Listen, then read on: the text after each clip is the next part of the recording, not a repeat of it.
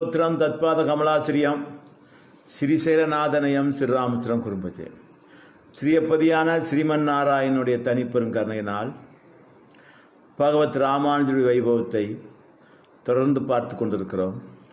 இன்றைய துவக்கமாக குருபரம்பரை தியானம் குமுதவேல் நாச்சியார் அவர்கள் சாதிப்பார்கள். अस्मत् गुरुभ्यो नमः, अस्मत् परमगुरुभ्यो नमः, अस्मत् सर्वगुरुभ्यो नमः, श्रीमदे रामानुजाय नमः, श्री परांकुशदासाय नमः, श्रीमद् यामुनमुनये नमः, श्रीराम मिश्राय नमः, श्री पुंडरीकाक्षाय नमः, श्रीमन्नाथमुनये नमः, श्रीमदे षडगोपाय नमः, श्रीमदे विश्वक्सेनाय नमः, श्रीयै नमः, श्रीधराय नमः.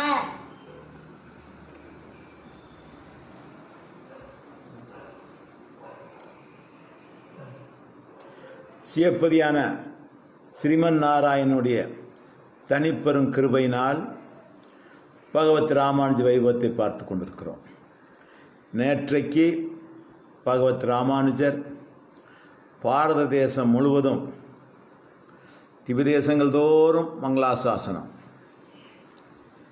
அங்காங்கே திவ்யதேசங்களில் செய்ய வேண்டிய கைங்கரியங்கள், அத்தோடு ஸ்ரீ வைஷ்ணவ சம்பிரதாயத்தை பரப்புதல், வேதங்களுக்கு மாறுபட்ட கருத்துக்கள் எங்கெங்கெல்லாம் நடையாடிற்றோ அங்கங்கெல்லாம் சென்று வேதத்தினுடைய கருத்துக்களை, அதாவது விசிஷ்டாத்வைதத்தை நிலைநாட்டுதல் என்ற காரியத்தை சிறப்பாக தெற்கே திருவன்பரிசாரத்திலிருந்து பாரதேசம் முழுவதும், இந்த பக்கம் துவாரகை, சாலக்கிராமம், பத்ரிநாத், இவைகளுக்கு உட்பட்ட எல்லா திவ்யதேசங்களுக்கும் சென்று அனைத்து திவ்யதேச எம்பெருமான்களுக்கும் மங்களாசாசனம் கைங்கரியம் செய்து, எங்கெங்கெல்லாம் வித்வான்கள் இருக்கிறார்களோ அங்கெங்கெல்லாம் சென்று வாத பிரதிவாதங்களில் வெற்றி பெற்று சம்பிரதாயத்தை நிலைநிறுத்தியது. அந்தந்த திவ்யதேசங்கள் தங்கியிருக்கிற பொழுது எம்பெருமானுக்கு உரியவர்களாக, ஸ்ரீ வைஷ்ணவர்களாக ஆக்கி கைங்கரியம் பண்ண வைத்த வைபவங்கள் எல்லாம் நடந்தது. இப்படியாக பாரதேசம் முழுக்க அப்படியே வளமாகவே வருகிறார்கள். வந்து புருஷோத்தம சேத்திரம் என்று சொல்லக்கூடிய பூரி ஜெகநாதர் ஆலயத்துக்கு வருகிறார்கள். அந்த ஆலயம் எம்பெருமானுடைய திருவருள் பொங்கி பாய்கின்ற திரு ஆலயம். ஆயிரக்கணக்கான மக்கள் தினமும் அந்த எம்பெருமானை அன்றும் இன்றும் சேவித்துக் கொண்டிருக்கக்கூடிய ஆலயம். அங்கே வந்து ராமானுஜர் தங்கியிருந்து அந்த சன்னதியை திருவரங்கத்தை போல ஆக்க வேண்டும் என்று சொல்லி திருவுள்ளம் பற்றுகிறார்கள். திருவரங்கம் எப்படி ஸ்ரீ வைஷ்ணவம் செழிப்பாக, திருவரங்கநாதன் 4000 ஆழ்வாருடைய பாசுரங்களை எல்லாம் அனுதினமும் கேட்டு ஆனந்தப்படுகின்ற திவ்ய சேத்திரமாக இருப்பது போல இந்த பூரி ஜெகநாத பெருமாளும் ஆக வேண்டும் என்று பகவத் ராமானுஜர் திருவுள்ளம். அத்தோடு மட்டுமில்லை, அந்த பூரி ஜெகநாதர் ஆலயத்தை சுற்றிக்க மக்கள் அத்தனைவர்களையும் ஸ்ரீ வைஷ்ணவராக்கி எப்பொழுதும் பிரபந்த ஓசை கேட்டுக்கொண்டிருக்க வேண்டும் என்று திருவுள்ளம் பற்றி பூரி ஜெகநாத பெருமாளிடம் பிரார்த்தனை செய்தார்கள். சர்வேஸ்வரா, உம்முடைய சுபதாந்திரியத்தை விட்டுவிட்டு ஸ்ரீரங்கம் போன்ற திவ்ய தேசங்களில் அடியேனுக்கு பரதந்திரப்பட்டு இருப்பது போல இங்கும் அடியன் இட்டதே வழக்காக ஆக வேண்டும். அடியன் திருவுள்ளத்தில் நினைத்திருப்பதே பூர்ணமாக ஆக வேண்டும் என்று பிரார்த்தனை செய்ய அவர் ஜெகநாதர் அந்த ஆசை நீர் பட வேண்டாம், அந்த ஆசை நீர் பட வேண்டாம் என்று சொன்னார். சொல்ல காரணம், அங்கே கைங்கரியம் பண்ணி கொண்டிருந்த அத்தனை பேர்களும் ஜெகநாதரிடம் சரணடைந்தார்கள். இந்த ஸ்ரீ ராமானுஜர் சென்ற இடமெல்லாம் ஸ்ரீ வைஷ்ணவ சம்பிரதாயத்தை நிலைநாட்டி கொண்டு வருகிறார்கள். ஆனால் இங்கு தொன்று தொட்டு பாரம்பரியமாக எந்த ஆச்சார அனுஷ்டானம் எப்படிப்பட்ட சம்பிரதாயம் நிலவுகின்றதோ அதுவே நீடிக்க வேண்டும், அதுவே நிலைக்க வேண்டும் என்று சொல்லி அந்த பூரி ஜெகநாதருக்கு தொண்டு செய்கின்றவர்களெல்லாம் ஜெகநாத பெருமானை சரணடைந்து வேண்டினார்கள். எம்பெருமானை சரணடைந்து விட்டால் நிறைவேற்றுவார். அவர்கள் ராமானுஜருக்கு முன்பே சரணாகதி செய்து விட்டார்கள். அப்படியே நாம் செய்வோம் என்று அவர்களுக்கு பூரி ஜெகநாதர் வாக்கு கொடுத்தார்கள். அதனால் பகவத் ராமானுஜர் இப்போ பிரார்த்தனை செய்கிற பொழுது எப்படி பிரார்த்தனை பண்ணார்? உம்முடைய சுகதாந்திரியத்தை விட்டு எப்படி திருவரங்கத்தில் அடியனுக்கு பரதந்திரராக இருப்பது போல அடியன் நினைத்த வண்ணம் நீர் திருவரங்கத்தில் இருப்பது போல இங்கும் ஆக வேண்டும். திருவரங்கத்தை மாதிரி எங்கும் திவ்ய பிரபந்தம் 4000 அந்த வேத ஓசை கேட்க வேண்டும் என்ற அந்த ஆசையோடு அந்த பிரார்த்தனை பண்ணினார்கள். அப்பொழுது ஜெகநாதர் அப்படி நீர் ஆசைப்பட வேண்டாம் என்று சொல்லிவிட்டார்கள். ஆனாலும் அங்கே இருக்கிற பண்டிதர்கள் அத்தனை பேர்களையும் தம்முடைய வாதத்தினால் வெற்றி பெற்றார்கள். எல்லோரையும் தம் சொல்வழி கேட்கும்படியாக சித்தப்படுத்தினார்கள். உடனே அங்கிருந்த ஏற்கனவே பிரார்த்தனை பண்ணியவர்கள்லாம் மீண்டும் அவர்கள் பண்ண சரணாகதியை ஜெகநாதிடம் நினைவுபடுத்த உடனே ஜெகநாத பெருமாள் கருடாழ்வாரை கூப்பிட்டு, கருடாழ்வாரே, அன்றைக்கு மதுராவில் இருந்த மக்கள் அத்தனை பேர்களையும் இரவோடு இரவாக துவாரகைக்கு நாம் மாற்றி வைத்தோமே, அதே போல இங்கே தங்கியிருந்து சேவை செய்து கொண்டிருக்கிற ராமானுஜரை அப்படியே நம்முடைய திரு கூர்மச்சேத்திரத்திற்கு கொண்டு போய் சன்னதியில் வைத்துவிட்டு வந்து விடுவீராக என்று உத்தரவு பிறப்பித்தார்கள். அப்படியே பகவத் ராமானுஜர் இரவு சயனித்ததும் அப்படியே கருடாழ்வார் பகவத் ராமானுஜரை அப்படியே தூக்கி கொண்டு போய் ஸ்ரீ கூர்மச்சேத்திரத்தில் கொண்டு வைத்து விட்டார்கள். காலையில் கண் விழித்து பார்த்தால் ஒரு தேவதாந்திர கோயிலுக்குள் இருக்கிறார். இவருக்கு தெரிகிறது. பதறிட்டார். இது என்ன கோயில் என்று பார்த்தால், மூலஸ்தானத்தை பார்த்தால் சிவலிங்கம் போன்று தெரிகிறது. அதற்கான வழிபாடும் அங்கு அமைகிறது. சுற்றுமுற்றும் பார்த்தாலும் அந்த சிவஸ்தலமாகவே தெரிகிறது. எப்படி நாம் இங்கு வந்தோம்? எதற்காக நாம் இங்கே வந்தோம்? ஏன் பூரி ஜெகநாதர் நம்மை இங்கே கொண்டு வைத்தார்? நம்முடைய சீடர்களெல்லாம் எங்கே ஒருவரையும் காணவில்லையே என்று திகைத்துக் கொண்டிருக்கிறார்கள். நேரமாகியது, தீர்த்தமாடவில்லை, திருமண் ஏல பண்ணவில்லை, திருமண்ணும் இல்லை. அதாவது ஸ்ரீ கூர்மச்சேத்திரம் தொண்டு தொட்டு எம்பெருமான் கூர்ம அவதாரம் எடுத்தார் அல்லவா, அந்த ஸ்ரீ கூர்ம அவதார சேத்திரம் அது. அப்படித்தான் தொடர்ந்து இருந்து கொண்டு இருந்தது.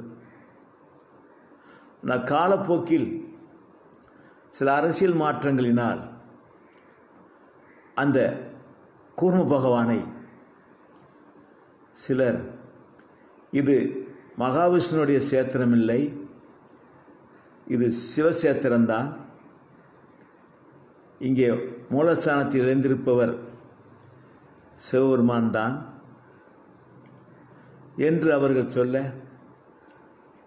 அப்படியே அந்த சேத்திரத்தையும் மாற்றிவிட்டார்கள்.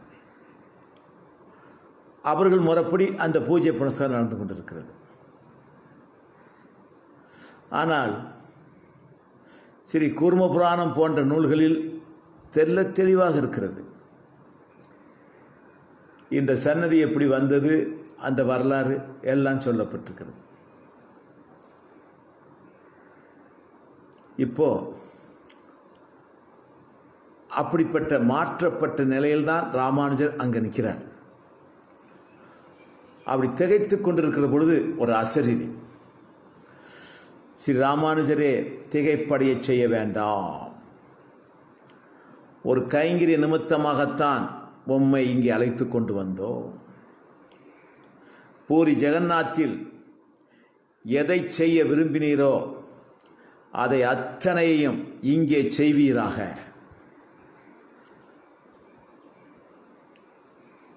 இன்னும் நீர் தீர்த்தமாடவில்லை, திருமண் ஏலச் செய்யவில்லை.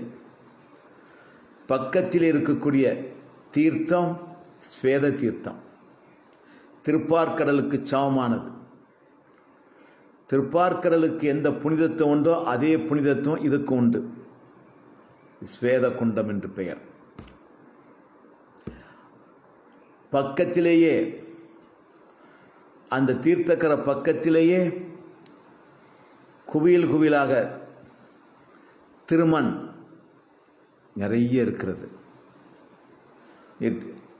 அந்த ஸ்வேதகுண்டத்தில் தீர்த்தமாடி அந்த திருமண்ணை இட்டுக்கொண்டு நீர் சன்னதிக்குள் வாரும், மற்ற உண்மைகள் எல்லாம் உமக்கு தானே தெரியும் என்று அசரீரி சொல்லிச்சு. உடனே அந்த தீர்த்த கட்டத்துக்கு சென்று தீர்த்தமாடினார்கள். அற்புதமான தீர்த்தம், ரொம்ப அழகாக இருக்கிறது. திருப்பார்கடல் போல தெளிவாக இருக்கிறது. அவர் நீராடிவிட்டு அந்த தீர்த்த கரைக்கு சொன்ன இடத்துக்கு சென்றால் அங்கே திருமண் நிறைய இருக்கிறது. அந்த திருமண்ணை எடுத்து தம் திருமேனியில் திருநாமமாக சாத்தி கொண்டு அந்த ஸ்வேத தீர்த்தத்தையே தாம் சுவீகரித்து கொண்டு, ஆகாரமாகவே சுவீகரித்து கொண்டு சன்னதிக்குள் வந்தால் மூலஸ்தானத்தில் மற்றவர்களெல்லாம் அது சிவலிங்கம்தான் என்று அந்த அடையாளம் செய்திருக்கிறார்கள். பகவத் ராமானுஜர் செல்லவும் அந்த கூர்ம அவதார மூர்த்தி தான் மற்றவர் கண்ணுக்கு அப்படி தெரிந்தது. பகவத் ராமானுஜருக்கு கூர்ம அவதாரமாகவே காட்சியளித்தார்கள். அப்படியே மேலே வந்தது. தம்முடைய திருக்கால் திருக்கையெல்லாம் சேவையாச்சுது. அவருடைய திருமுதுகில் சங்கு சக்கர திருநாமம் பளிச்சென்று ஆகியது. ராமானுஜரோடு இருந்தவர்கள்லாம் பார்த்து ஆச்சரியப்பட்டார்கள், அதிசயப்பட்டார்கள். அந்த பிராந்தியத்து ராஜாவும் கேள்விப்பட்டார், அவரும் வந்தார்கள். ராமானுஜர் சாஸ்திரங்களினால் இது கூர்ம அவதார சேத்திரம் என்று நிலைநாட்டி, தமக்கு சேவை சாதித்த அந்த தன்மையை நிலைநாட்டி, அங்கு இருந்தவர்களும் அந்த சேவையை பார்த்தார்கள். அவர்களும் சொல்ல அந்த சன்னதி கூர்மாவதார சன்னதியாக மாற்றப்பட்டது. அந்த ஸ்ரீ வைஷ்ணவ சன்னதிக்கு புறம்பாக இருந்த தேவதாந்திர சிலைகளை எல்லாம் எடுத்து கடலிலே சேர்க்கப்பட்டது. விலட்சணமான சன்னதியாக மாறியது. பகவத் ராமானுஜர் அங்கே தங்கியிருக்கிறார். புராதனமான தொன்மையான திருமண்காப்பு பாதத்தோடு கூடிய நம்முடைய திருமண்காப்பு திரு கூர்மச்சேத்திரத்தில் எங்கு பார்த்தாலும் பளிச்சென்றிருக்கிறது. இன்றைக்கும் ஸ்ரீ கூர்மத்துக்கு செல்லுகிற பொழுது அந்த கூர்மத்துக்கு ஸ்ரீ கூர்மம் என்று சொல்லக்கூடிய அந்த சாலையில் இருக்கக்கூடிய பேர் பலகை, அந்த பேர் பலகை பிரமாண்டமான பேர் பலகை ஸ்ரீ கூர்மம் எழுதியிருக்கும். அதுக்கு மேலே ஸ்ரீபாதத்தோடு கூடிய நம்முடைய சம்பிரதாயத்து திருமண் பளிச்சுன்னு இருக்கும். எங்க சாலையிலேயே சன்னதியிலையும் அப்படி பளிச்சுன்னு இருக்கும். ஆச்சரியமான சேவை. ஸ்ரீ கூர்ம பகவானுடைய சேவை அற்புதமான சேவை. அதே மாதிரி அந்த ஸ்வேத தீர்த்தம் அவ்வளவு தெய்வீகமாக திகழ்கிறது. அவசியம் ஒரு தடவை சேவிக்காதவர்கள் ஸ்ரீ கூர்மத்துக்கு சென்று அந்த ஸ்வேத குண்டத்தில் தீர்த்தமாடி அங்கேயே உள்ள திருமண்ணை எடுத்து போட்டுக்கொண்டு அந்த கூர்ம பகவானை சேவிக்க வேண்டிய அற்புதமான ஆச்சரியமான சேவையோடு காட்சியளிக்கிறார்கள். அங்கே அப்படியாக ராமானுஜர் மட்டும் அங்கே இருந்து கொண்டு பணி செஞ்சுக்கிட்டு இருக்கிற பொழுது இங்கே பூரி ஜெகநாத்தில் ராமானுஜரை காணலை. சிஷ்யர்கள்லாம் தேடி தேடி அலைகிறாங்க. எங்கு சென்றார் யாருக்கும் தெரியாது, எங்க இருக்கிறார் யாருக்கும் தெரியாது. நம்மோட தானே சயனித்திருந்தார், நம் கூடத்தானே சயனித்திருந்தார்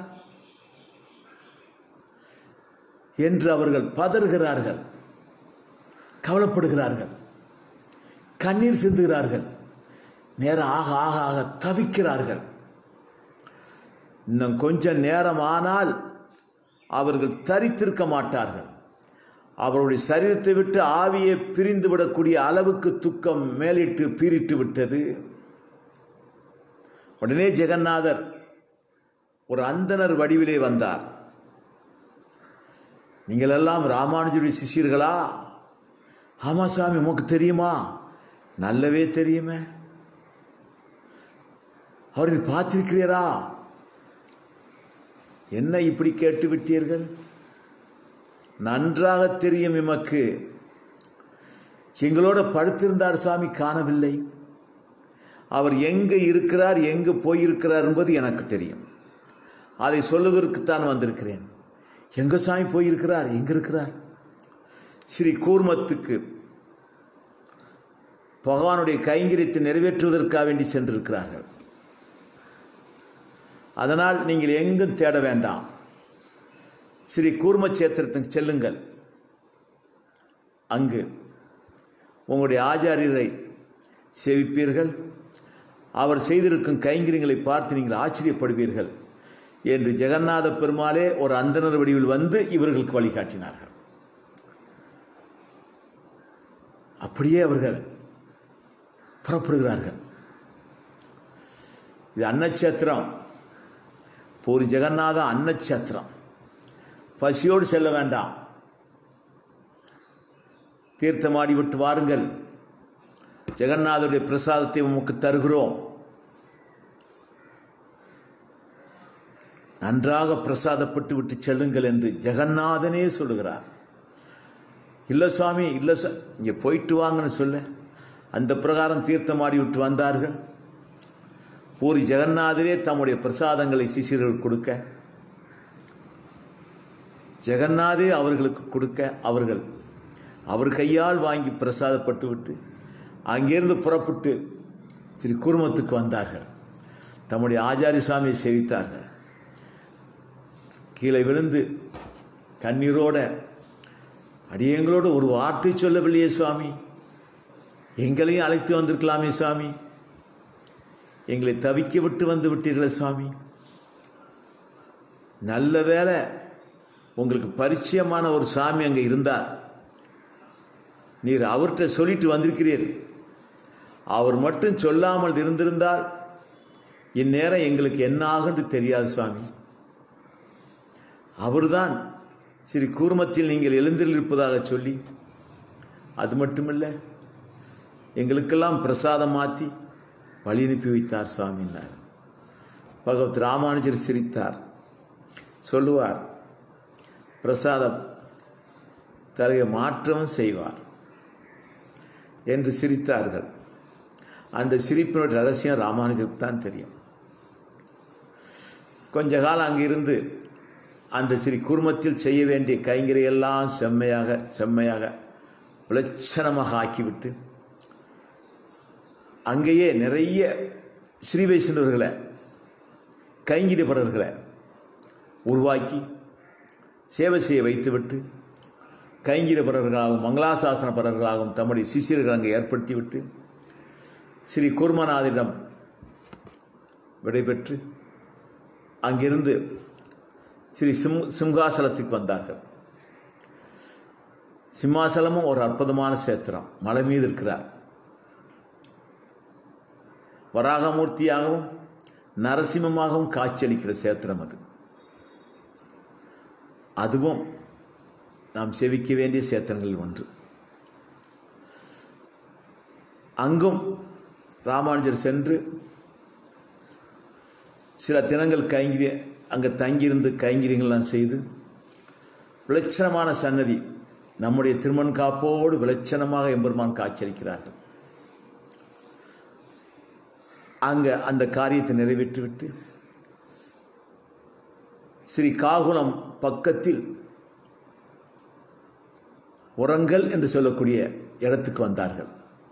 அங்கு வித்வான்கள் நிறைய பேர்கள், நிறைய வித்வான்கள், அத்தனை பேர்களும் ஆதிசங்கருடைய வழியை பின்பற்றி அத்வைத கொள்கையில் பலமா உள்ளவர்கள். பகவத் ராமானுஜர் அங்கு சென்று அவர்களோடு வாதம் செய்து அவர்கள் அத்தனை பேர்களையும் ஸ்ரீ வைஷ்ணவர்களாக மாற்றி அங்கேயே ஒரு சந்நிதி ஏற்படுத்துகிறார். ஸ்ரீ பாஞ்சாலராயன் சன்னதி என்ற ஒரு சந்நிதியை ஏற்படுத்தி அங்கே திருத்துப்பாடு செய்யப்பட்ட சிஷியர்கள் அத்தனை பேர்களும் அந்த சன்னதிக்கு கைங்கரிப்பவர்களாக மாற்றி அந்த பகுதியில் உள்ள மக்களையும் மன்னரையும் மாற்றி அந்த சன்னதிக்கு கைங்கரிப்பவர்களாக ஆக்கிவிட்டார்கள். அங்கிருந்து ஸ்ரீகாகுளம் வருகிறார்கள். அங்கு ஸ்ரீ வல்லப சேத்திரம், எம்பெருமானுடைய சேத்திரத்துக்கு பேர். அங்கும் தங்கியிருந்து செம்மையாக சிறப்பாக ஆக்கி அங்கேயும் ஸ்ரீ வைஷ்ணவர்களை உருவாக்கி கைங்கரியப்பவர்களாக மாற்றி நித்தியப்படி இப்படி செய்ய வேண்டும் என்று நியமித்துவிட்டு அங்கு இருந்த ஸ்ரீ வல்லவனுக்கு ஸ்ரீ தெலுங்குராயன் என்று திருப்பெயரை மாற்றி ஸ்ரீ தெலுங்குராயன் என்று அந்த எம்பெருமானுக்கு திருப்பெயரை இட்டுக்கொண்டு அங்கிருந்து ஸ்ரீ அகோபிலம் வருகிறார். அகோபிலத்துக்கு வந்து நவநரசிம்மரையும் மங்களாசாசனம் செய்து அங்கேயும் சிறிது காலம் தங்கியிருந்து செவ்வனே பூர்த்தியாக்கி ஸ்ரீரங்கத்தில் எப்படி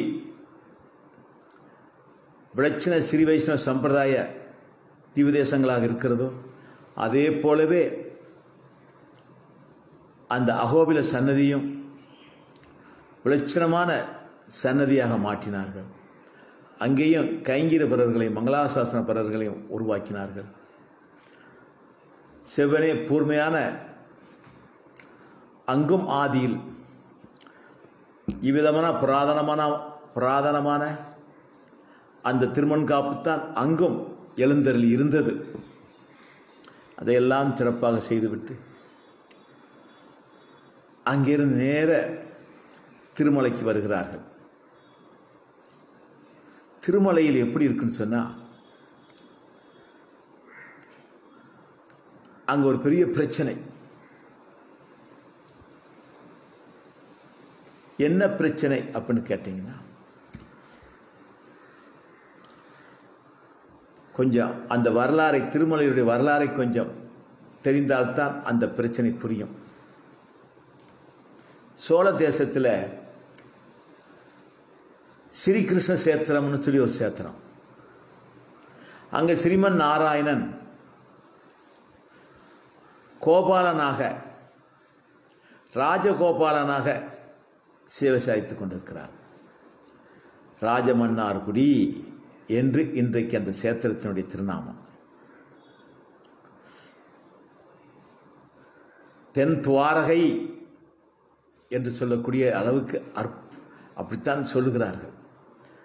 அற்புதமான சேத்திரம் ராஜமன்னார்குடி.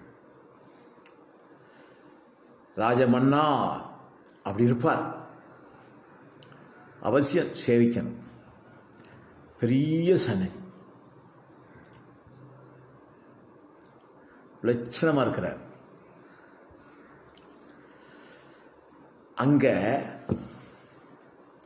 வைகாசனர்னு சொல்லக்கூடிய ஒரு ஆச்சார அனுஷ்டானமிக்க ஒரு அந்தனர் தவம் பண்ணுகிறார். அங்கேயே கிருதவர்மா என்று சொல்லக்கூடிய சோழ மன்னன் ஒருவரும் தவம் பண்ணுகிறார். அந்த வைகாசனர்னு சொல்லக்கூடிய அந்த ஆச்சார அனுஷ்டானமிக்க அந்த அந்தனருக்கு என்ன விருப்பம் என்று சொன்னால், இதெல்லாம் முந்தைய யுகத்தில் நடக்கிறது. கிருஷ்ண பரமாத்மா அவதரிக்க போகிறாரே, அந்த கிருஷ்ண பரமாத்மா எப்படி இருப்பார்னு பார்க்கணும்னு ஆசை. அதற்காக தான் பண்ணிட்டு இருக்கிறார். அப்போ அவருடைய கனவில் ஸ்ரீமன் நாராயணன் தோன்றி, கிருஷ்ண பரமாத்மா இப்படித்தான் இருப்பார், கிருஷ்ண சேத்திரத்தில் இருந்து கொண்டே கிருஷ்ணாவதாரம் எப்படி இருக்குன்னு தவம் பண்ணுகிறாயே, இந்த மாதிரி தான் இருப்பார் என்று ஸ்ரீ கிருஷ்ண பரமாத்மாவுடைய அழகான அற்புதமான திருமேனியை கனவில் காட்டி, உம்மால் ஒரு பெரிய காரியம் கைங்கரி நடத்த வேண்டியிருக்கிறது. சப்தகிரி என்று சொல்லக்கூடிய திருவேங்கடம், அங்க மலை மீது பெரிய புஷ்கரணி உண்டு, கோனேரி தீர்த்தம், இதெல்லாம் மங்கி கிடக்கிறது. அந்த தீர்த்தக்கரையில் ஒரு புளிய மரம், அந்த புளிய மரத்தினுடைய அடிவாரத்தில் ஒரு புற்று, அந்த புற்றில் சீனிவாச பெருமாளும் அலர்மேல் மங்க தாயாரும் எழுந்தருளி இருக்கிறார்கள். அவருடைய முழங்கால் வர புற்று மூழ்கி இருக்கிறது. தினமும் ஒரு காமதேனு அவருடைய திருவடிகளில் தம்முடைய திருப்பாலால் திருமஞ்சனம் செய்கிறது.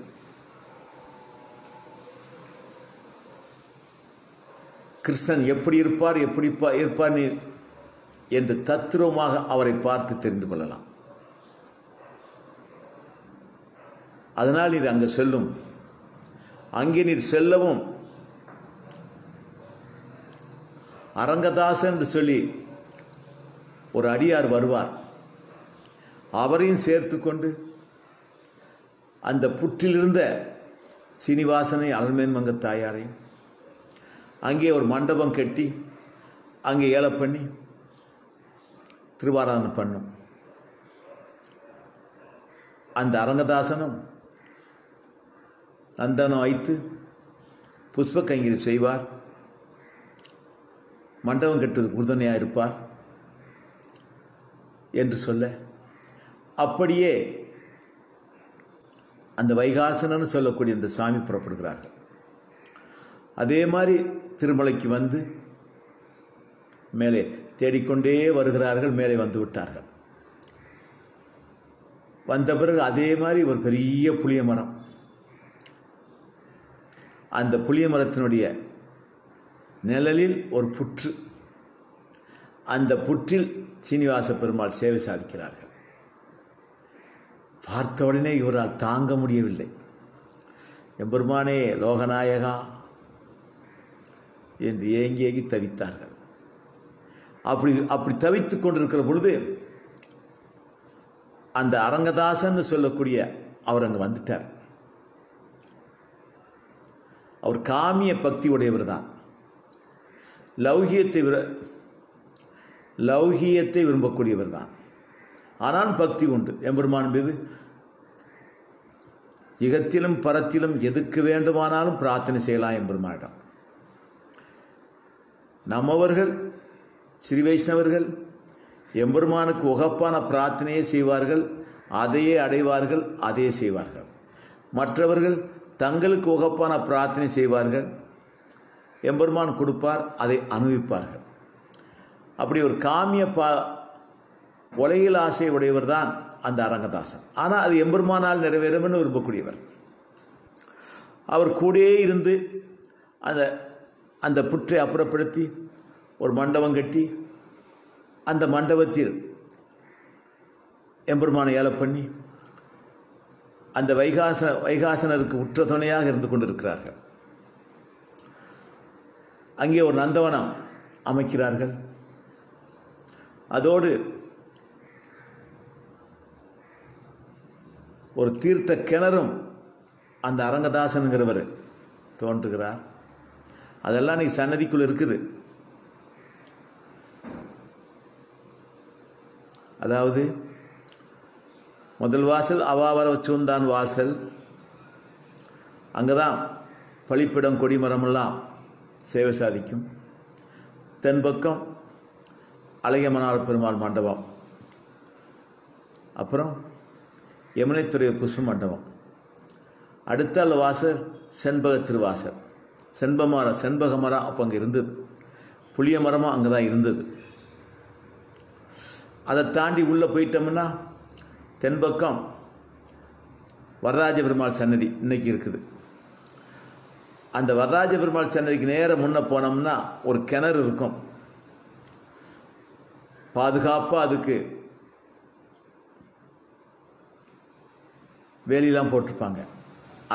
அழகர் பிரான்னு பேர், ஆளவந்தார் சூட்டிய திருநாமம். இதனுடைய வரலாற்றை எல்லாம் சாய் மணவாள மாமுனியில் வைபவத்தை சொல்லுகிற பொழுது அப்படின்னு சொல்லியிருக்கிறேன். அந்த அரங்கதாசன் தோன்ன கிணறு தான் அது. அங்கிருந்து எம்பெருமானுக்கு திருமஞ்சனத்துக்கு தீர்த்தமெல்லாம் அவசர காலங்களில் ஸ்ரீ ஆளவந்தார் நியமனத்தின் பேரில் செய்திருக்கிறார்கள். இன்னைக்கு அந்த அந்த அழகர்வான்கிற அந்த திருக்கிணறு, அந்த கிணற்றுக்குள் பூமாதேவி இருப்பதாக பூஜை நடைபெற்று வருகிறது. அதே மாதிரி அந்த கோனேரி தீர்த்தத்தையும் கண்டுபிடித்து இவரால் முடிந்த அளவுக்கு கைங்கரியம் பண்ணினார்கள். இப்படியே போய்கொண்டிருக்கிறது. அப்போ குண்டலன்னு சொல்லக்கூடிய ஒரு கந்தர்வன் சில கந்தர்வ பெண்களோடு அங்கே வர்றார். வந்தவர் அந்த ஒற்றை மண்டபத்தில் இருக்கிறோம் திருவேங்கடமுடையானை சேவித்துட்டு அப்படியே கொஞ்சம் தூரம் போய் ஒரு ரம்யமான ஒரு வனத்தில் அந்த பெண்களோடு அவர் உல்லாசமாக இருந்து கொண்டிருக்கிறார். இப்போ அந்த அரங்கதாசன் சொல்லக்கூடிய இவர் புஷ்படுப்புக்காண்டி அங்கே போனார். அந்த கந்தர்லோகத்தை அந்த பெண்களை பார்த்தவொடனே அழகு, உலகத்தில் பார்க்காத அழகு. ஏற்கனவே இவர் காமிய விருப்பமாக தான் இருக்கார், நான் சொல்லிட்டோம். அந்த பெண்களெல்லாம் அழகான பெண்கள் என்று மனதிலே தைத்தது. ஆனாலும் திரும்பி வந்து தீர்த்தமாடி புஷ்பங்களை எடுத்துக்கொண்டு சமர்ப்பிக்க சென்றார். காலதாமதமும் ஆகிவிட்டது. கொஞ்ச நாள் போகவும் எம்பெருமான் இந்த அரங்கதாசனுக்கு கனவிலே தோன்றி, நீர் எமக்கு கைங்கரியம் பண்ணீர், இன்னும் உம்மால் நிறைய கைங்கரியம் ஆக வேண்டியிருக்கிறது. சோழ மன்னனுக்கு மகனாக நீர் பிறப்பீர், தொண்டைமான் சக்கரவர்த்தி என்று உம்மை உலகம் போற்றும். சோழ மன்னனுக்கு மகனாக பிறந்து இந்த பிராந்தியத்துக்கு சக்கரவர்த்தியாக நீர் மாறுவீர். எம் மீது அளவு கடந்த பக்தி உமக்கு ஏற்படும். இந்த மலை மீது வந்து இந்த இடத்திலே இந்த மண்டபத்தை ஒரு கோயிலாக நீர் மாற்றுவீர். அந்த கோனேரி தீர்த்தத்தை செம்மையாக செப்பனிட்டு பூர்த்தி பண்ணுவீர்.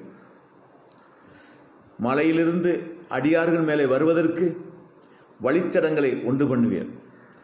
ஆங்காங்கே மண்டபங்களை செய்வீர். அந்த மண்டபங்களில் எம்மை சேவிக்க வருகிற அடியார்களுக்கெல்லாம் தீர்த்த கைங்கரியம், பிரசாத கைங்கரியம் நீர் ஏற்பாடு செய்வீர். அது மட்டுமில்லாமல் நீர் ஆளுகிற பொழுது உம்முடைய மக்களுக்கெல்லாம் எம் மீது பக்தி பெருகும். உம்முடைய ராஜ்யத்திலிருந்து மக்கள் கூட்டம் கூட்டமாக எம்மை வழிபட தொடங்கி விடுவார்கள். அது முதற்கொண்டு பல்லாயிரக்கணக்கான லட்சக்கணக்கான மக்கள் என்னை சேவிக்க வர இருக்கிறார்கள். உம்முடைய பேரும் புகழும் 8 திக்கும் பரவும். அப்போ உன் மீது பொறாமை கொண்ட அசுர இயல்புடைய ராஜாக்கள் எல்லாம் கூட்டமாக சேர்ந்து உம்முடைய பேரும் புகழும் தாங்க முடியாமல் யுத்தத்துக்கு வருவார்கள். அப்பொழுது எம்முடைய சங்கும் சக்கரத்தையும் உமக்கு தந்து போர்க்களத்துக்கு அனுப்புவேன். எம்முடைய சக்கராயத்தை இட்டு உம்முடைய எதிரி அரசர்கள் எல்லாம் முறியடிப்பீர். எம்முடைய பாஞ்சசன்யத்தை ஊதி வெற்றி கொடி நாட்டுவீர். இதெல்லாம் பிற்கால் நடைபெற இருக்கிறது. அத்தோடு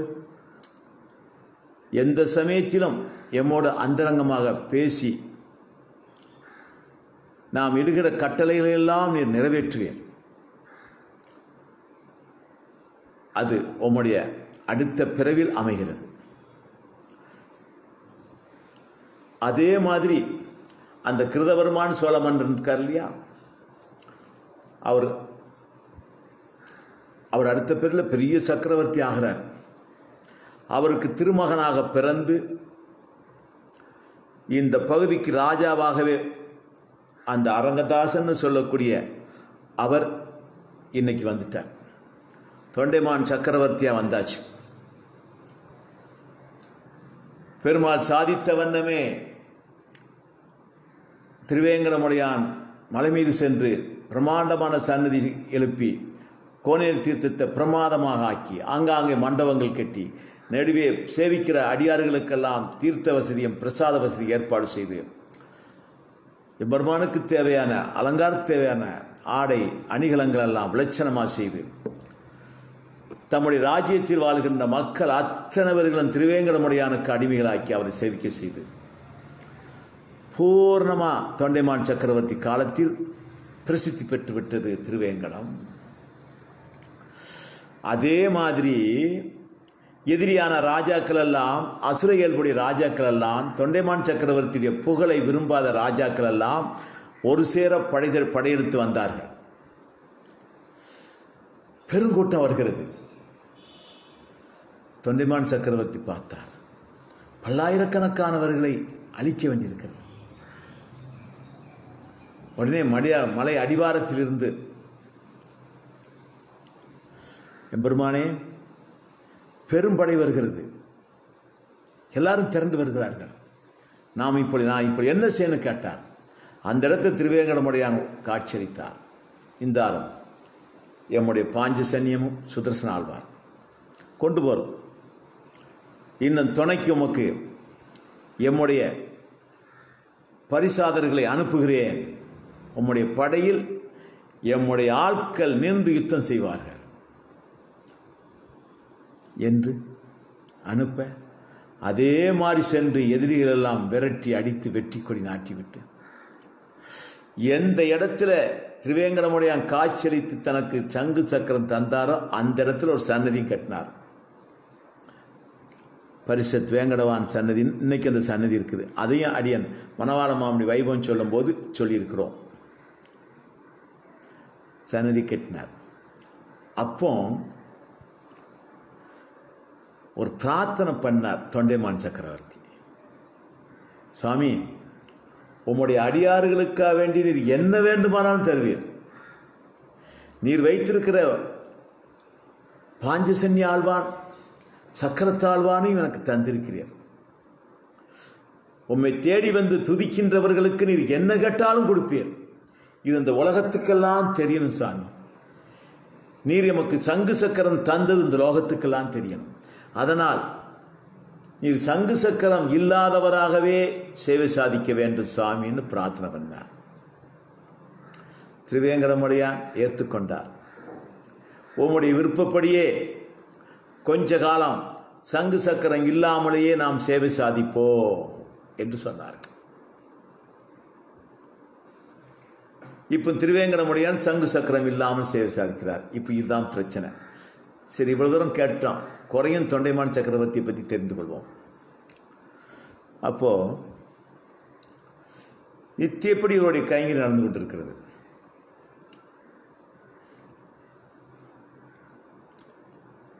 அந்த அழகர்புரான்னு கிணறு சொன்னேனே, ஒரு தடவை திருவேங்கடமுடையான் சீதேவி தாயாரும் பூதேவி தாயாரும் உட்கார்ந்து பேசி கொண்டிருக்கிறார்கள். தொண்டைமான் சக்கரவர்த்தி எப்பொழுது வேண்டுமானாலும் சென்று ஏழுமலையை சேவிக்கலாம், அதுக்குன்னு தனி வழி.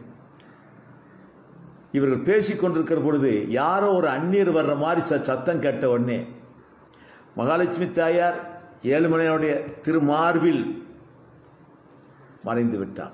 பொன்மயமாக இன்றைக்கும் காட்சியளிக்கிறார்கள்.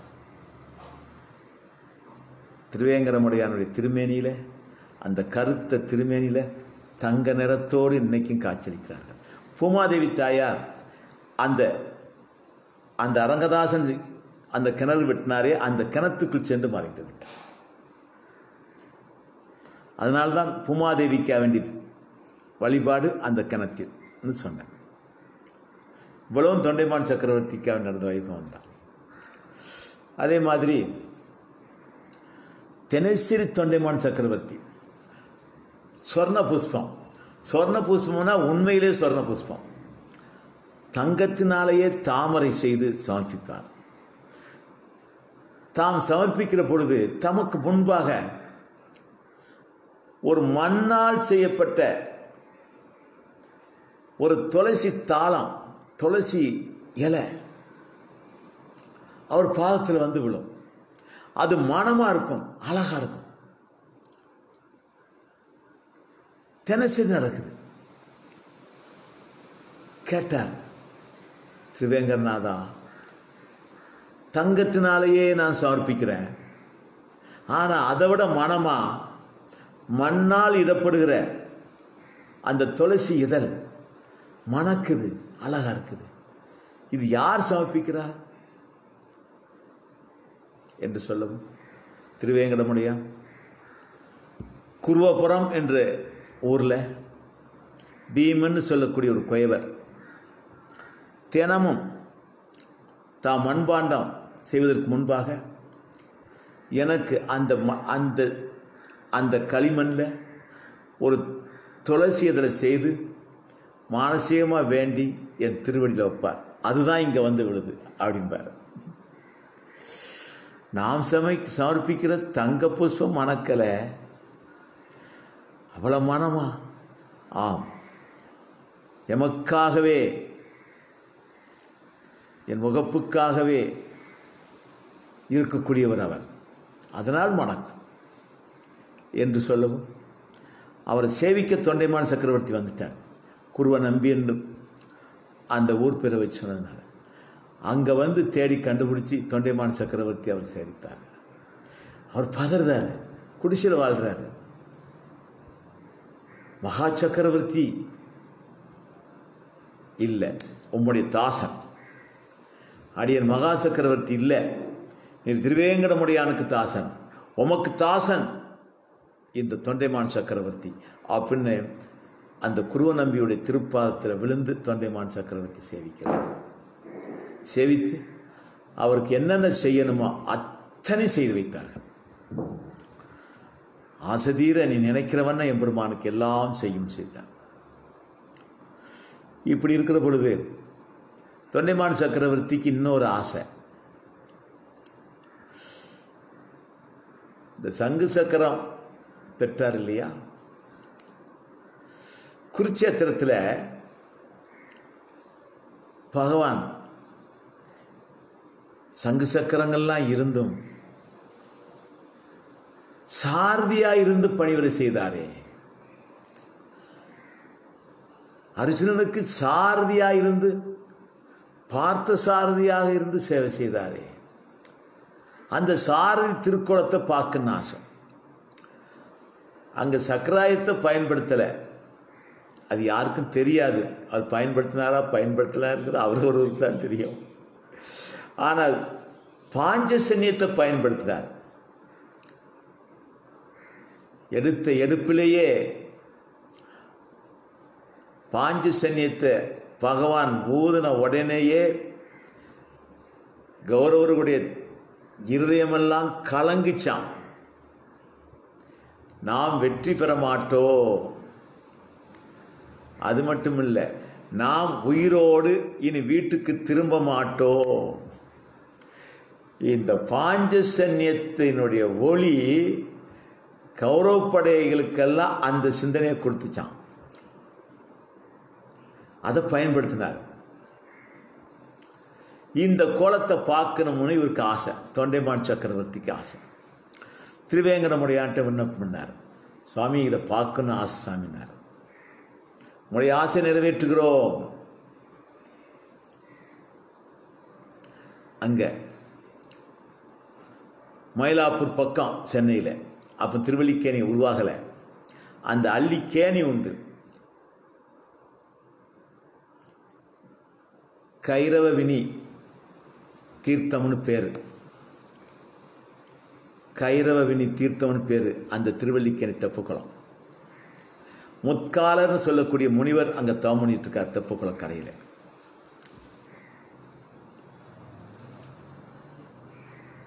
முன்னால அந்த முத்கால முனிவர் முந்தி தவம் பண்ணிட்டு இருந்தார்.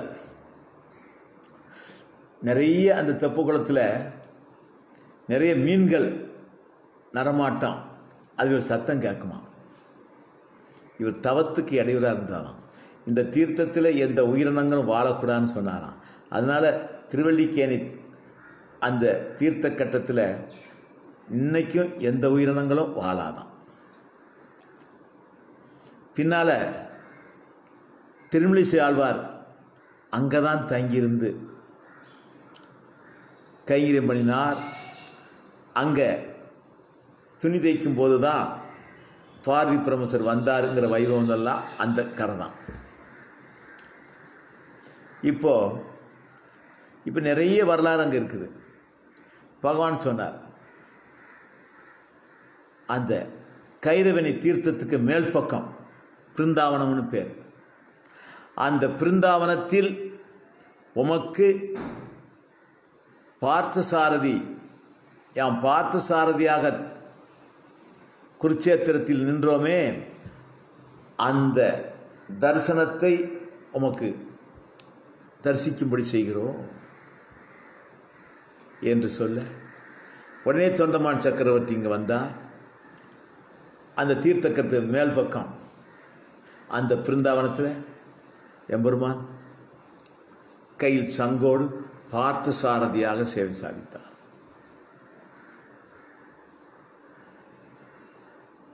அப்படி சேவை சாதித்து தாயாரோட சேவையும் உண்டு. தாம் சேவை சாதித்த இடத்திலேயே தொண்டைமான் சக்கரவர்த்தி திருக்கோயில் பார்சதாதி பெருமாள் கோயிலை நிர்ணயம் பண்ணினார்.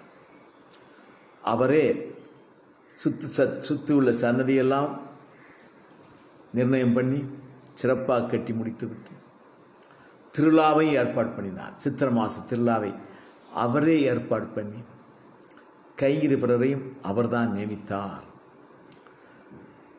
அப்படி சொல்லி தொண்டமான் சக்கரவர்த்தியுடைய வரலாற்றில் நிறைய செய்தி சொல்லப்படுகிறது. நமக்கு கிடைத்த அவகாசத்தில் இதை சொல்லிட்டோம், அவ்வளோதான். இப்போ சங்கு சக்கரம் ஏழுமலையானுக்கு இல்லை என்பது ஏன் என்பது தெரிஞ்சிருச்சு. தொண்டைமான் சக்கரவர்த்தி பிரார்த்தனை. அதனால் அங்கே இருந்த சைவர்கள் எல்லாம் இங்கே திருமலையில் இருக்குது சிவபெருமான் தான் என்று வாதம் பண்ணி தர்க்கம் பண்ணி விவகாரத்தை உண்டு பண்ணிட்டாங்க. ஏன்னா சங்கு சக்கரம் இல்லை. அப்போ பகவத் ராமானுஜர் அங்கே வந்தார்.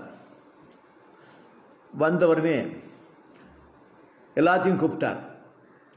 அங்கிருந்த நிர்வாகஸ்தர்கள், அந்த பிராந்தியத்து மன்னர்கள் எல்லாத்தையும் அழைச்சி, இந்த மலை எம்பெருமானுடைய மலைதான் என்று சொல்லி 18 புராணங்களில் இருந்தெல்லாம் நிரூபித்தார்கள். ஆனாலும் அவர்கள் ஏற்க மாட்டேங்கிறாங்க.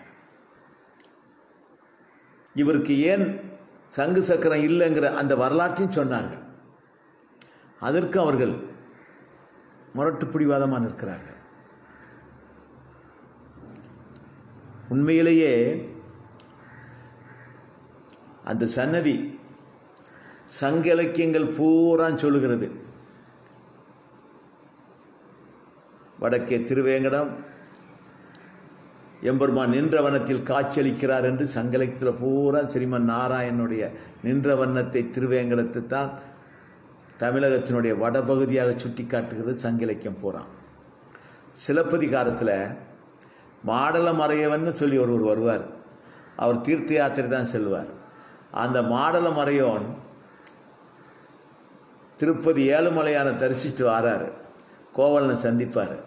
அப்போ ஏழுமலையான் எப்படி காட்சியளிக்கிறார் சங்கு சக்கரத்தோடு என்பதை ஒரு 20 வரிகளில் அப்படியே வர்ணித்து சொல்வார். இது சிலப்பதிகாரத்தில் இருக்குது.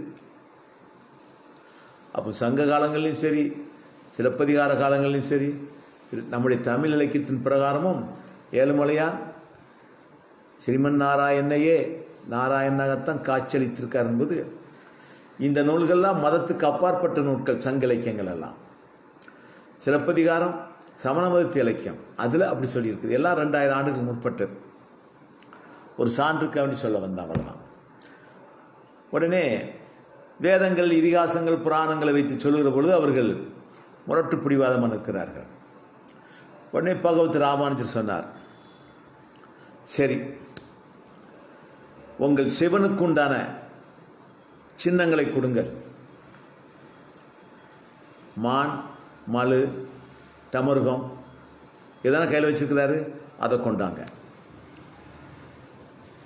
எங்களுடைய எம்பெருமானுக்கு உண்டான சங்கு சக்கரம், கதாயுதம் இவைகளையும் சன்னதிக்குள் வைத்து கதவை சாத்தி விடுவோம். வெளியிலே நீங்களும் காவல் இருங்கள், நாங்களும் காவல். மறுநாள் காலையில் சன்னதியை திறப்போம். எந்த ஆயுதத்தை தரித்து சேவை சாதிக்கிறாரோ அந்த பெருமா அவராக நாம் ஏற்றுக்கொள்வோம். உங்களுடைய நீங்கள் சொல்ற வண்ணம் இருந்தால் நீங்கள் வைத்திருக்கக்கூடிய அந்த சின்னங்களை அவர் தரித்து நிற்பார். இல்லை, எங்களுடைய ஸ்ரீமன் நாராயணனாக இருந்தால் சங்கு சக்கரத்தை தரித்து காட்சியளிப்பார்கள் என்று சொல்ல அவர்களும் ஒத்துக்கொண்டார்கள்.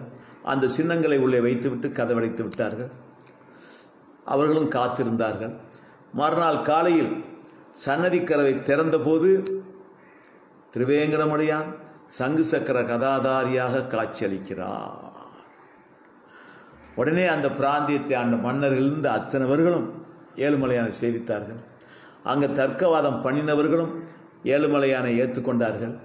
அவர்களும் அன்றிலிருந்து ஏழுமலையானுடைய அடியார்களாக மாறிவிட்டார்கள். ஆக ராமானுஜர் வந்து ஆச்சரியமாக அந்த பிரச்சனையை சிறப்பாக முடித்து வைத்து, இந்த இனிமேல் இங்கு பிரச்சனை வரக்கூடாது என்பதற்காக வேண்டி ஒரு மடத்தையும் ஸ்தாபித்து அங்கே அதை கவனிப்பதற்கு ஜீர் சுவாமிகளையும் ஏற்பாடு செய்துவிட்டு அங்கிருந்து கொஞ்ச நாள் தங்கிவிட்டு புறப்படுகிறார்கள். காஞ்சிபுரத்திலிருந்து இங்கே திருமலையிலிருந்து புறப்பட்டு காஞ்சிபுரத்தை நோக்கி வந்தார்கள். அப்படி வர்ற வழியிலே திருக்கடிகை, திருப்புட்குழி போன்ற திவ்யதேசங்கள்லாம் சேவித்து கொண்டு வந்து காஞ்சிபுரத்தில் இருக்கக்கூடிய திருப்புட்குழி விஜயராக பெருமாள் சன்னதி, அப்படியே திருப்பாடகம் என்று சொல்லக்கூடிய பாண்டவதூர் சன்னதி, அப்படியே நிலாத்திங்கள் துண்டத்தான், அப்படியே அஷ்டபயக்கரத்தான், அப்படியே சொன்ன வண்ணம் செய்த பெருமாள், அப்படியே உலகளந்த பெருமாள் சன்னதி, காரகம், ஊரகம், கார்வானம், நீரகம் போன்ற சன்னதி, அப்படியே திருக்கல்வர் சன்னதி, அப்படியே திருவேலுக்கை, அப்படியே திருத்தன்கா விளக்கொளி தீப்பிரகாசர் சன்னதி, இப்படி அந்த காஞ்சிபுரத்துக்கு சன்னதியை சேவித்துவிட்டு அப்படியே திருவள்ளூர் வந்து அப்படியே திருநீர்மலை வந்து அப்படியே திருவல்லிக்கேணி, திருமகாபலிபுரம், அப்படியே திருவரங்கத்தை நோக்கி செல்கிற வழியில் மதுராந்தகம், மதுராந்தகத்தில் பகவத் ராமானுஜர் பெரிய நம்பிசாமி தமக்கு பஞ்சசம்ஸ்காரம் செய்து வைத்த அந்த மகிழ மரத்தையும் பார்த்தார். அப்படியே திருவரங்கத்துக்கு இடையிலான திவ்யதேசங்களை சேவித்துக் கொண்டே திருவரங்கம் நெருங்கிவிட்டார். இவர் வரப்போறான்னு தெரிஞ்ச உடனே திருவரங்கத்தில் இருந்த ராமானுஜர் அடியார்கள்லாம் திரண்டுட்டாங்க, குமிஞ்சிட்டாங்க. எப்படி 14 வருஷம் கழித்து அயோத்திக்குள் ஸ்ரீராமர் வருகிற பொழுது அயோத்தி மக்கள்லாம் திரண்டு வந்து நின்று வரவேற்றார்களோ, அதுபோல பாரத தேசம் முழுக்கும் சென்று சம்பிரதாயத்தை நிலைநாட்டி குத்ருஷ்டிகளை இல்லாமலாக்கி நாசிர்களை வென்று விஸ்வாத்வைத சம்பிரதாயத்தை நிலைநாட்டி எங்கும் திவ்யதேசங்களை எல்லாம் கைங்கிரபரர்களாக மாற்றிவிட்டு திருவரங்கத்துக்கு வந்த ராமானுஜரை வரவேற்பதற்கு எல்லாரும் திரண்டு விட்டார்கள். வடகாவிரியில் தீர்த்தமாடி திருமணி பண்ணி அடியார்கள் புடைசூழ பெரிய பெருமாளை சேவிக்க சென்றார். பெரிய பெருமாளும் பகவத் ராமானுஜரே, நீர் வந்த காரியத்தை செவ்வியாக பூர்த்தி செய்து விட்டீரா என்று கேட்க, ஆம் சாமி, ஆங்காங்கே இருந்த புதர்களை எல்லாம், புதர்கள்னு சொல்லுவார் ராமானுஜர், ஆங்காங்கே இருந்த புதர்களை எல்லாம் அப்புறப்படுத்தி விட்டு எல்லா இடங்களையும் துளசி வனத்தை உண்டு பண்ணிவிட்டேன். இன்னும் செய்ய வேண்டிய காரியங்கள் இருக்கிறது, குறையை நான் பூர்த்தியாக்கி விடுவேன், சிறப்பாக செய்வீராக என்று ஆசீர்வாதம் பண்ணினார். நம்முடைய சன்னதியில் உண்டான அத்தனை பேர்களும் பகவத் ராமானுஜரை அவருடைய மடத்தில் சென்று வாத்திய கோஷ்டியோட வீதி வந்து அழைத்து செல்வீரா என்று ஆணை பிறப்பிக்க அப்படியே ராமானுஜரை கோயில் ஊழியம் செய்யக்கூடிய அத்தனை கொத்துக்களுமாக திரளாக வாத்திய ஓசைகள் ஒலிக்க பகவத் ராமானுஜர் தம்முடைய மடத்துக்கு எழுந்தருளுகிறார். சிறப்பான வைபவம். தாம் செய்ய வந்த காரியத்தில் பெரும் முக்கியமான காரியத்தை நிறைவேற்றிவிட்டார்கள். சிறிபாசியம் செய்தல். அந்த சிறிபாசியத்தினுடைய தன்மையில் உலகம் முழுக்கும் திக்கு வச்சம் செய்து திரும்பி வருதல், ஆழ்வாருடைய பாசுரத்தை எங்கும் பிரகாசப்படுத்துதல், கைங்கிருப்பவர்கள் மங்களாசாசனப்பவர்களை எங்கே ஏற்பாடு செய்தல், இதையெல்லாம் செய்துவிட்டு தம்முடைய மடத்துக்கு வந்து தம்முடைய அடியார் கூட்டங்களோடு இருந்து நம்பெருமாளுக்கு மங்களாசாசனப்பவராக இருக்கிறார் என்று சொல்லிக்கொண்டு இன்றைய காலட்சேபத்தை இந்த அளவில் நாம் நிறைவு செய்கிறோம். தொடர்ந்து நாளைக்கு 4:30 மணிக்கு மேல் நடைபெறும். அடியங்களுடைய காலட்சேபம் பாவங்களை எல்லாம் தொலைக்கும், பரந்தாமனுக்கு உகப்புக்குரியவர்களாக மாற்றும். நீங்கள் பெற்ற பெரும் பேற்றினை உங்களுடைய அபிமானத்தை பெற்றவர்களின் சொந்தக்காரர்களையும் பெற வையுங்கள். இதுதான் அவர்களுக்கு செய்யக்கூடிய பெரிய உபகாரம். எல்லாரும் மூச்சுகளாகவும் பிரபன்னர்களாகவும் மங்களாசாசனப்பவர்களாகவும் கைங்கிரப்பவர்களாகவும் மாறி அவர்கள் என்ன சொருபத்துக்குரியவர்களோ அந்த சொருபத்துக்குரியவர்களாக ஆக வேண்டும். நீங்களும் ஆக வேண்டும், மற்றவர்களையும் ஆக்க வேண்டும் என்று பிரார்த்தனை செய்து கொள்கிறோம். அடியங்களுடைய காலட்சேபமெல்லாம் ஸ்ரீ பரகாலன் ராமானுஜதாசன் என்று சொல்லக்கூடிய யூத் டீப்பில் பூரம் பதிவு இருக்கிறது. முதலில் சொன்ன ஸ்ரீ மனவாள மாமனியை பற்றி 27 காலட்சேபமும் அங்கு இருக்கிறது. இது நாள் வரை ராமானுஜரை பற்றி சொன்ன காலட்சேப பதிவு அங்கு இருக்கிறது. அடிகளுடைய காலட்சேபத்தை ஒரு முறை கேட்டால் போதாது. ஏனென்றால் சம்பிரதாய விஷயங்கள் கலசியே வருகிறது. திரும்ப திரும்ப கேட்டு பகவானுடைய உகப்புக்கு ஆளாகும்படியாக கேட்டுக்கொண்டு ஸ்ரீராமேஸ்வரம் தத்போத்திரம் தத்பால கமலாசிரியம் ஸ்ரீசைலநாதனியம். இன்னொரு விண்ணப்பம், நீங்கள் யூத் ட்ரிப்பில் சென்று பார்த்தவுடனேயே நீங்களெல்லாம் பார்த்திருக்கிறீர்கள், யாரெல்லாம் பார்த்திருக்கிறார் என்பது நாங்கள் அறிவதற்காக வேண்டி பார்த்தவுடனே சப்ஸ்கிரைப் பண்ணும்படியாக கேட்டுக்கொண்டு நாளைக்கு 4:30 மணிக்கு நாம் மீண்டும் ஒருவரை சேவிப்போம் என்று சொல்லிக்கொண்டு நிறைவு செய்கிறோம் சாமி, நிறைவு செய்கிறோம்.